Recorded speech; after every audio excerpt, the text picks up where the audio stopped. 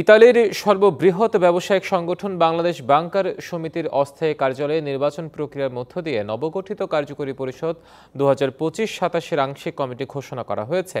ইতালীয় প্রতিনিধি আমির হোসেন লিটন জানান, আহ্বায়ক মিয়া এমডি তারা ও সদস্য সচিব নূর আহমেদ কমিটি ঘোষণা করেন। এতে নবনির্বাচিত সভাপতি শাহজাহান পাটোয়ারি, সাধারণ সম্পাদক সুজন হাওলাদার, সাংগঠনিক সম্পাদক মতিউর রহমান মিঠু, কোষাধ্যক্ষ সৈয়দ তানজিমুল করিম এবং সিনিয়র সহসভাপতি শাহ আলম নির্বাচিত হয়েছেন।